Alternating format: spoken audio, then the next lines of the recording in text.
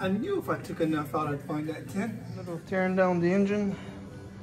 Between the two, I want a long block and a short block. Anything else I have duplicates of, I can sell. Plenty of parts to go through. I got some already wrapped and ready to go for the other RX-7. I barely took the vacuum to it and cleaned up a lot nicer than it was.